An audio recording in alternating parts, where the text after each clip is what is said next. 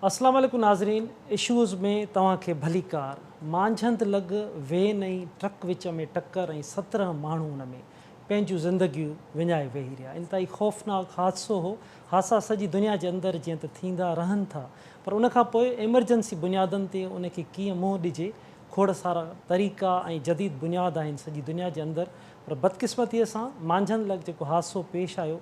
जेके ज़ख़्मी थिया, फ़ौती आहे, उहे रोडनि ते लाश उन्हनि जा पियल हुआ ऐं केतिरे वक़्त ताईं मुसाफ़िर खानो भर में उते हुआ, पर एम्बुलेंस उते न पहुची सघी हुई। जेके सबबु ॿुधाए था वञनि, ॼामशोरो ऐं सेवण वारो जेको रोड आहे, वॾे वज़ीर जो जीअं त पंहिंजो ज़िलो आहे, उनजो मुख्य रोड इहो ई आहे जेको सन मांझंद ऐं सेवण ॼामशोरे वारो इहो मुख्य रोड आहे। 2017 में उन रोड खे ठहणु शुरू कयो। अॼु 2022 आहे, 5 सालनि ताईं डबल रोड मुकमल न थी सघियो आहे। हिन हादसे खां पोइ असीं इन अहम सूरताल ते ॻाल्हि ॿोल्हि कंदासीं त डबल रोड न ठहण जा सबबु कहिड़ा आहिनि, हिन वक़्त ताईं मुकमल छो न थी सघियो आहे, इस्पतालूं अगरि उते मौजूदु आहिनि त उन्हनि वटि छो एमरजेंसी बुनियादनि ते फेस करण जूं सहूलियतूं मौजूदु छो न आहिनि, रेस्क्यू सर्विस छो न आहे, मुख्य रोड ते ट्रामा सेंटर वग़ैरह अहिड़ी का बि सहूलियत उते मौजूदु न आहे। वॾी तादाद में उते हादसा पेश अचनि था। मांझंद इस्पताल जेकी आहे, हिकिड़ी एम्बुलेंस जंहिंजे हवाले सां ॿुधायो थो वञे त उन में उन वक़्तु पेट्रोल न हो ऐं उहा धिके स्टार्ट बि आहे ऐं शहरनि चंदो कयो। इंतहाई तकलीफ़ ॾींदड़ इहा सूरत हाल आहे। 17 माण्हू अगरि,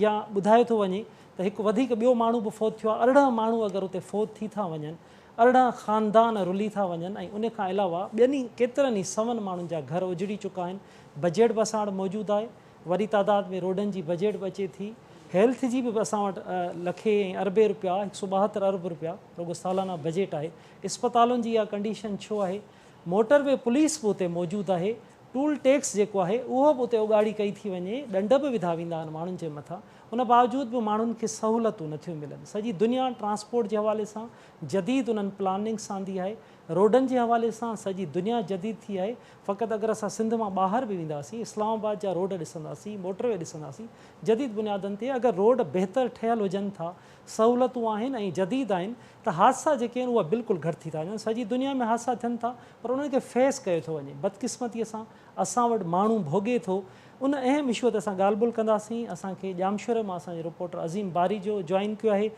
सन मां अब्दुल मजीद उमराणी असां सां गॾु हूंदा। मंज़ूराबाद मां अबू बकर खोसो असांजा रिपोर्टर आहिनि KT न्यूज़ जा, उन्हनि असांखे जॉइन कयो। असां कोशिशि कंदासीं हिन इशूअ ते ॿियनि लाॻापियल माण्हुनि सां बि ॻाल्हि ॿोल्हि कयूं ऐं हिन इशूअ ते अहम ॻाल्हि ॿोल्हि करे हितां सिंध सरकार खे सलाहूं बि वञनि, मथी सतह ताईं बि सलाहूं वञनि त जीअं जल्द खां जल्द रोड बि ठहे, इस्पतालुनि जी हालत बि बहितर थिए, त जीअं हिन क़िस्म जा जेके वॾा सान्या पेश अचनि था उहे पेश अची न सघनि। तव्हां सभिनी खे वेलकम थो चइजे। अब्दुल मजीद, ॻाल्हि ॿोल्हि जी शुरूआति तव्हां खां था कयूं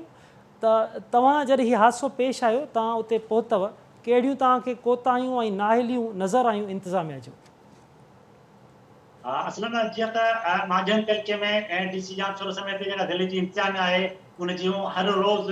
नाअहलियूं ऐं जेके से कोताहियूं अवां खे नज़र ईंदियूं थियूं ऐं रोज़ असां वटि रिपोर्ट थीनि थियूं। पर हे रोड हादसा जेके असां वटि थियनि था, 2017 में हिन रोड जो तेमराती कमु शुरू थियो, उनजो ठीको थियो। उन में जेके 3 फेज़ आहे, उन में 2 फेज़नि जो त कमु जेको सो हले पियो। बाक़ी हिकिड़ो जेको फेज़ हो उहो जेको खानोट खां वठी मांझंद अलमीन होटल ताईं जो चवनि था 24 किलोमीटर जेको रोड आहे, उन जो जेको डबल रोड न थियण करे कंपनी ठेकेदार कंपनी उन कंपनी खे जेको ब्लैक लिस्ट करे छॾियो इमरान ख़ान जी हुकूमत में, जंहिंजे करे इहो रोड डबल न थी सघियो। ऐं हीउ जेको रोड हादसो खे पेश आयो आहे, उहो बि उन डबल रोड जे पर सां जेको सिंगल रोड आहे उते रोड हादसो पेश आयो आहे। ऐं इंतिज़ामिया जी नाअहली या ख़ासि तौर ते मोटरवे पुलिस ऐं जेका ट्रकुनि वारनि खां त भतो उगाड़े थी, उनखे त जेको सो परचियूं कटे उनखे हणे थी, कंहिंजो बल्ब निकितल आहे, कंहिंजो नट बुल्ट निकितल आहे कंहिं कार जो, त बि उन खां ॾंड वसूल करे थी। पर हीअ जेके हेतिरा सारा माण्हुनि जी ज़िंदगी जेको ज़ाया थी वञनि, उन ते हुनखे को बि रहम कोन थो अचे, उन ते को बि क्यास नथो अचे। ऐं न वरी उन ते को नोटिस वठी अहिड़ो को जेको हिन ट्रैफिक जे कानून ते हिन जेको तेज़ रफ़्तार जेको कंट्रोल करे सघनि, कोच वारनि खे फुल छूट हूंदी आहे त उहे पंहिंजे मर्ज़ी सां जेको ऐं हुन सां 5 रुपया ॾियो, उहो तव्हां रवाना थी वेंदा आहिनि। पर जॾहिं त हिते असां वटि जेको इहो कल्ह जेको रोड हादसो थियो उन जी सूरत हाल इहा आई त जेको सो कोच ऐं जेका असां कालर में पाण जेको सो जो तेज़ पाण में जेको टक्कर थियो आहे जंहिंजे नतीजे में 17 जान जेके ज़ाया थी वियूं ऐं उन खां पोइ जेको 4 माण्हू जेके सख़्तु ज़ख़्मी आहे पर उन जाइ ते ज़िले इंतिज़ामिया तो MS महाजन जी सिहत खाते जी तरफ़ां नाअहली आहे छो जो सन जी अस्पताल तव्हांखे 2 बजे खां पोइ बंदि नज़र ईंदी उते बि सुबुह जो हिकिड़ो ई डॉक्टर तव्हांखे नज़र ईंदो महाजन जी तेलकी अस्पताल जी सूरत इहा आहे त उन महाजन जी तेलका अस्पताल में बि तव्हांखे जेका एम्बुलेंस बि किथे खानगी सदर जेके इलाइक़े में तव्हांखे पर्सनल मरीज़ खे खणी वेंदी तव्हांखे नज़र ईंदी पर कंहिं ज़ख़्मी कंहिं ॿिए कंहिं इंतिहाई जेको सख़्तु जेको मामले में तव्हांखे उहा गाॾी न मिलंदी पर जेके जंहिंखे मिलंदी त उहो बि त हुनखे टैक्स जा पैसा अदा करे थो तेल जा पैसा अदा करे टैक्स खां पोइ जेको थिए थी उन खां पोइ तव्हांखे ॿुधाईंदो 2017 में जॾहिं हिते वञण खां पहिरीं जामशोरे जे माण्हुनि हिते जेको तहरीक हलाई महाजन तेलके जे माण्हुनि जो सेमण जामशोरो रोड जे नाले सां तहरीक हलाई जंहिं खां पोइ रोड ते थियो कोर्ट में केस दाख़िल थिया कोर्ट में केस दाख़िल थियण खां पोइ सही इज़त जेको हुनखे पंहिंजो फी सबिल्ला हिते जेके जानियूं ज़ाया पई थियूं ऐं केतिरा अपाज थी विया केतिरा घर तबाह थी विया ऐं केतिरा ई घरनि जा उजड़ी विया उनजे खे ॾिसी उनजो दर्द पंहिंजो दर्द सम्झंदे सईद मीर जत जेको केस लड़ियो जंहिं खां पोइ रोड ते मिर थियो पर हिते सूरत हाल असां वटि उहो ई आहे त जॾहिं वज़ीर KTN न्यूज़ ते जॾहिं न्यूज़ ब्रेक थी आहे वज़ीर आला सिंध सैद मुराद अली खां नोटिस वरितो आहे त पोइ असांजो साहिब मौसूफ़ DC जामशोरो फरीदुद्दीन मुस्तफ़ा ऐं उन सां गॾु SSP जामशोरो और महाजन अस्पताल ऐं पहुचनि था उन्हनि जे अॻियां पट ते लाश पिया आहिनि ज़ख़्मी तड़पनि पिया पर उनजे बावजूदि उन्हनि खे बि उन ते रहम न पियो अचे उन्हनि जे कननि ते मोबाइलूं आहिनि ऐं हू पंहिंजा जेके पाण उते जेको घुमनि वतन पर उन्हनि कंहिं शइ नोटिस नथो आहे ऐं न ई को जेको DC जामशोरो पंहिंजे निगरानी में के 10 एम्बुलेंसूं ज़िले जामशोरे मां काए खणी आयो हुजे त भाई ज़ख़्मियुनि खे ऐं पोतनि खे पंहिंजे जेको सो सेवण हैदराबाद जा कंहिं ॿिए हंधि ते मुक़ाम ते पुॼाइजे इहा आहे हिते जेके ज़िले इंतिज़ाम जी हालत जी ठीकु आहे अब्दुल मजीद अबू बकर तव्हां बि उते जॾहिं पहुता हो मौक़े ते त तव्हां छा सूरत हाल ॾिठी हिकु त उतां जेको हिन तव्हां जहिड़े रोड ते मुसलसल हादसा बि पेश अचनि था उन लाइ सरकार पारां कहिड़ा उपाउ वरिता वेंदा आहिनि ज़िले हुकूमत पारां इंतिज़ामिया पारां DC पारां कहिड़ा इन रोड ते उपाउ आहिनि छा इन्हनि जेको आहे सो उन्हनि जा अमल तव्हांखे कहिड़ो नज़र ईंदो आहे या हिन वाक़े खां पोइ छा सूरत हाल तव्हांखे नज़र आई असलम साहिब पहिरीं ॻाल्हि त जेका तव्हां पुछा कई त जॾहिं ऑन द स्पॉट ते जॾहिं तालका अस्पताल मांझंदि मां पहुतुसि त उते उन टाइम ते 10 जेके लाश आंदा विया हुया ऐं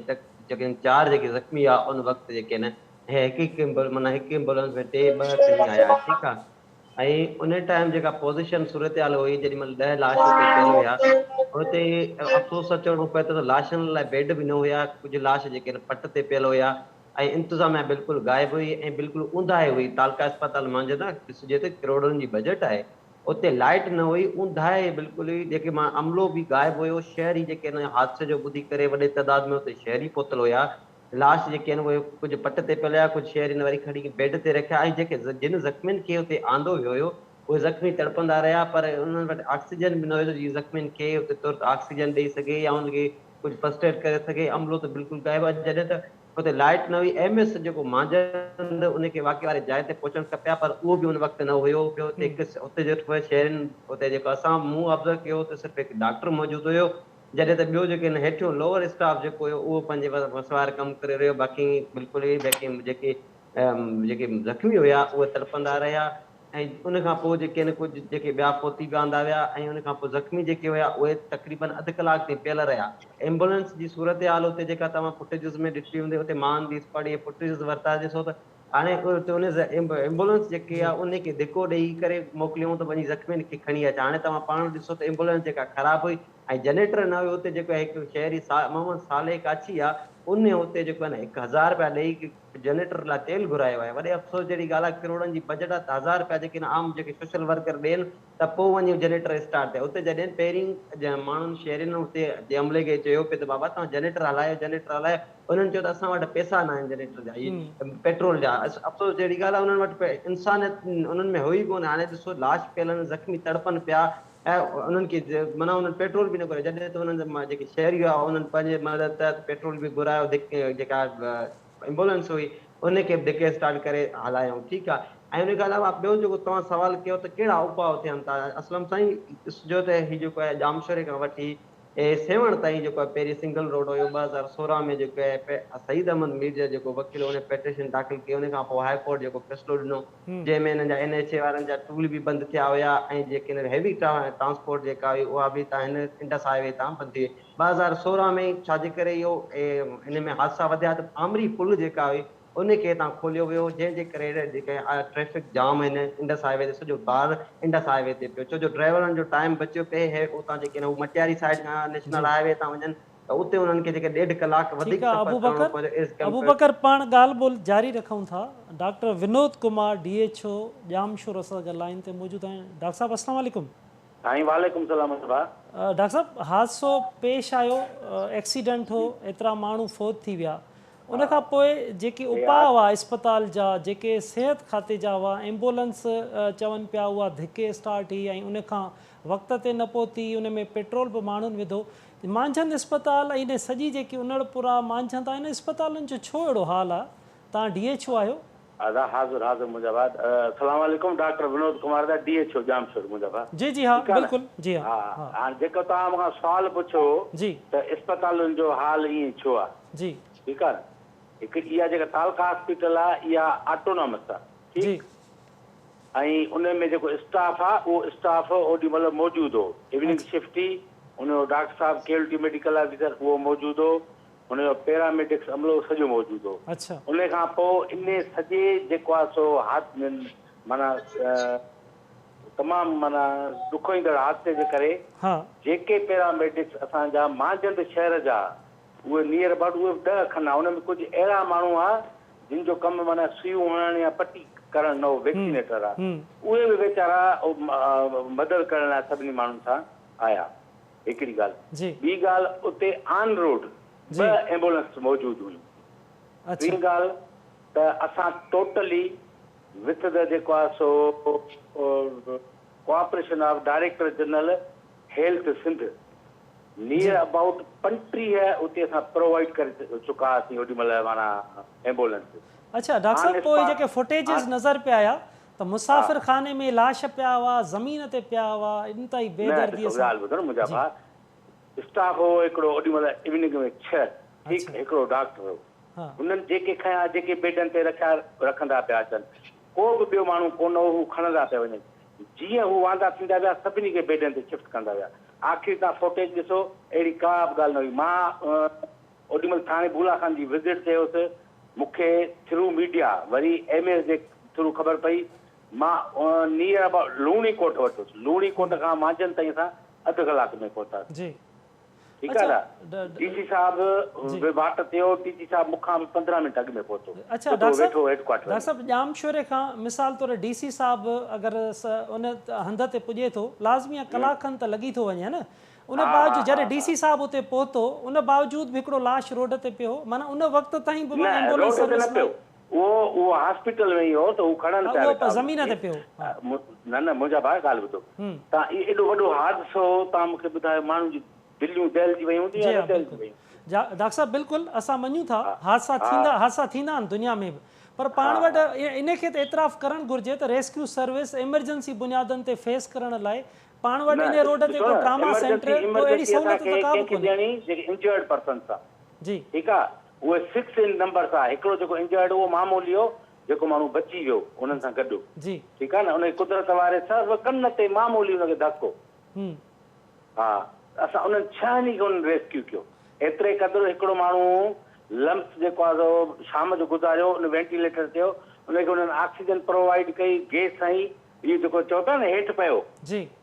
उनखे गैस वग़ैरह हणी पोइ एम्बुलेंस में शिफ्ट कयूं यार मूंखे त ॻाल्हि ई सम्झ में नथी अचे मां हेॾा लाश ॾिठा आहिनि पोइ चयूं तूं चढ़ सां धिको था ॾियूं बिल्कुलु अच्छा डॉक्टर साहब अस्पतालुनि जी जॾहिं असां विज़िट कयूं था उतां जा माण्हू बि ॿुधाइनि था त अस्पतालुनि में सहूलियतुनि जो फुक़दान ऐं ऑक्सीजन खां वठी ॿियूं सहूलियतूं अहिड़ियूं त उहे दाऊं छाजियूं आहिनि पोइ एॾियूं शिकायतूं छो आहिनि अस्पताल मुंहिंजा भाउ हाणे शिकायत इहा आहे त हाणे मां वञा थो कंहिं अस्पताल में मां पंहिंजी मर्ज़ीअ सां चवां मूंखे फलाणी दवा ॾियो जेका असां ख़रीद न कंदा आहियूं इहो त पॉसिबल ई न आहे माना उते तव्हां चओ था त माना ऑपरेशन थिएटर बि आहिनि एमरजेंसी बुनियादनि ते हर शइ सहूलियत मांझंद सन सभिनी में आहिनि ऐं पोइ अस्पताल खे 2 वॻे खां पोइ त ताला लॻल हूंदा आहिनि सन वारी? न, हा इहा ॻाल्हि ॿुधो। हाणे सन में असां वटि हिकिड़ो डेंटल सर्जन आहे ऐं हिकिड़ो असांजो MS आहे। अच्छा, ठीकु आहे। ॿिया जेके मेडिकल ऑफिसर आहे उहे तव्हां बदिली कराए हलिया विया, के पढ़ण हलिया विया, उहे डेपुटेशन ते हलिया विया। 10-15 सालनि जे अंदरि का बि HR गवर्नमेंट जेका असां रिक्रूटमेंट न कई आहे। ठीकु आहे न। कोर्ट तॾहिं ख़तमु थींदी आहे जॾहिं माण्हू अचनि न, माण्हू रिटायर थी विया आहिनि त उन्हनि जे बदिरां अञा माण्हू न आहिनि, अञा डिसीज़ कोटा वारा माण्हू अचनि था, उन्हनि जी असांखे सपोर्ट थी वञे। अच्छा अच्छा, डॉक्टर साहब भला इन रोड ते पाण वटि ट्रामा सेंटर वग़ैरह आहे? हेलो डॉक्टर साहब अचे थो आवाज़ तव्हांखे? हा डॉक्टर साहब इन रोड ते ट्रामा सेंटर आहे छा पाण वटि?